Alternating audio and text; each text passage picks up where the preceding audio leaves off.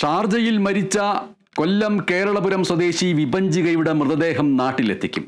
മകൾ 1.5 വയസ്സുകാരി വൈഭവിയുടെ മൃതദേഹം ദുബൈയിൽ തന്നെ സംസ്കരിക്കും.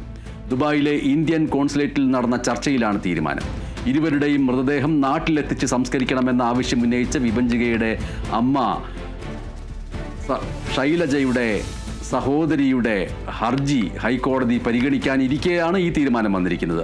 ഷാർജയിൽ സംസ്കരിക്കാതെ നാട്ടിലേക്ക് മൃതദേഹം കൊണ്ടുവരാൻ ആവശ്യപ്പെടുന്നതിൻ്റെ കാരണം എന്താണെന്നും ഭർത്താവിനല്ലേ നിയമപരമായ അവകാശമെന്നും കോടതി ചോദിച്ചിരുന്നു.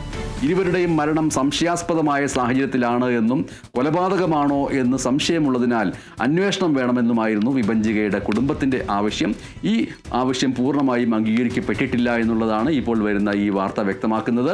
ഷാർജയിൽ ദുരൂഹ സാഹചര്യത്തിൽ മരിച്ച കൊല്ലം കേരളപുരം സ്വദേശി വിഭഞ്ചികയുടെ മൃതദേഹം മാത്രമേ നാട്ടിലെത്തിക്കൂ. വിഭഞ്ചികയുടെ മകൾ 1.5 വയസ്സുള്ള വൈഭവിയുടെ മൃതദേഹം ദുബൈയിൽ തന്നെ സംസ്കരിക്കാൻ ദുബൈയിലെ ഇന്ത്യൻ കോൺസുലേറ്റിൽ നടന്ന ചർച്ചയിൽ തീരുമാനമായിരിക്കുന്നു.